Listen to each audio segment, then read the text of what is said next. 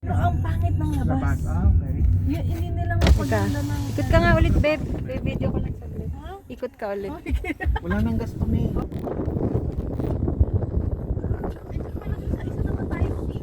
Oo, yung maganda na. Ikot tayo.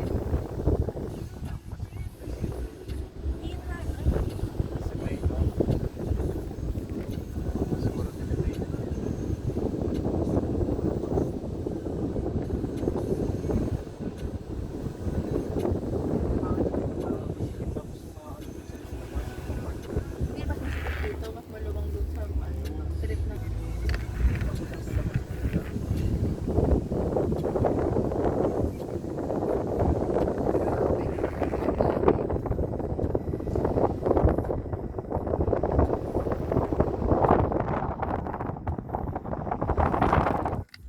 Up and down eh. Ang sarap mag-ano. Pero ang pangit lang ng pintuan nila. Parang yun na yun. Parang ang daling pasukin.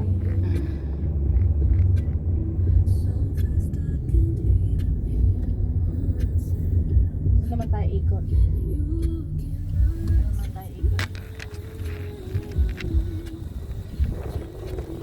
Uy, wow! Mami, yan ang gusto mo, May. Ayan o! Gusto ni May. Ganda! Mami, huwag ka magpakita naman masyado. Bola ko yun. Papagaling. Okay lang yan. Ito, plain na.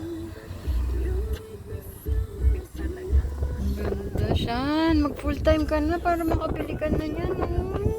Ito, ayoko eh. Oo, pupuntahan kita lagi ah. Maglilinis ako ah. Diba?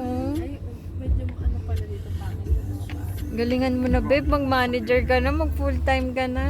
Napaupahan yung bahay. Ito ang ganda ko. Ito oh. Ang ganda ng lawn niya oh. Ayun, ito.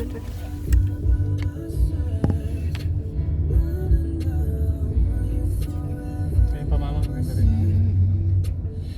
Doon pa sa kaibigan namin, ang backyard nila, ang ganda-ganda ng sunset doon. Talaga. Ano trabaho nila, Be?